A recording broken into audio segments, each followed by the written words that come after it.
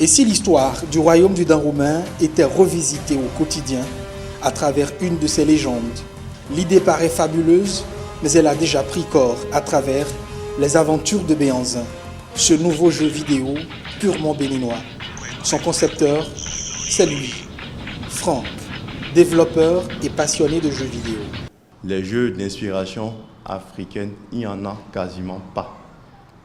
Je voulais faire un jeu d'aventure et naturellement, Béhanzin était le personnage idéal pour commencer un premier jeu. Kwekwe. Zolier. Kwekwe. Dans un univers de jeux vidéo peu fertile au Bénin, Franck, aidé de ses copains, a mis près de 24 mois à sortir les premières moutures de ce projet original. Au départ, j'en avais parlé à des amis qui étaient du même avis par rapport à mes constats, mais qui disaient au Bénin, on ne peut pas développer un jeu d'aventure au Bénin. Et pour eux, c'était un rêve. Donc moi, je me suis jeté à l'eau. 6 mois après, j'ai fait 6 mois pour appréhender l'environnement des jeux. Et 6 mois, les autres 6 mois, j'ai développé les premières versions, les premiers prototypes. Et c'est après les autres ont suivi. Donc ça a fait pratiquement 2 ans de développement. Lui, c'est David, le monsieur dessin. Son art, concevoir le personnage mythique du jeu et les créatures auxquelles il est confronté. Après avoir réalisé le dessin, on passe à une étape suivante. On importe ce dessin maintenant dans un logiciel approprié pour pouvoir habiller tous les personnages que j'ai pu réaliser, j'ai pu dessiner.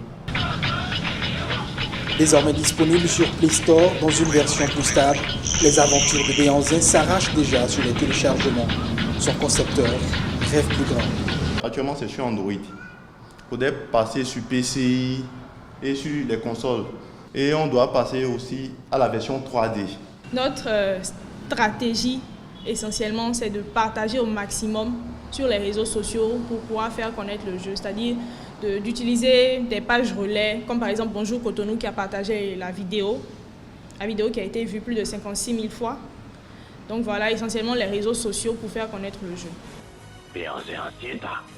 La version Android du jeu fait déjà des heureux dans le rang des gamers. C'est un jeu passionnant, hyper intéressant. J'invite tout le monde à jouer à ça et vous allez vivre ce que je suis en train de vivre présentement. Les gens commencent à s'intéresser. J'aimerais qu'il y ait un accompagnement peut-être de l'État béninois et d'autres entités privées ou bien des gens qui croient qu'on peut réellement atteindre d'autres peuples par la valorisation de notre culture. Un jeu vidéo comme excellent ambassadeur de la culture béninoise. Les aventures de Béhanzin revivent désormais. Ils n'attendent qu'à réveiller l'instinct du souverain qui sommeille en vous.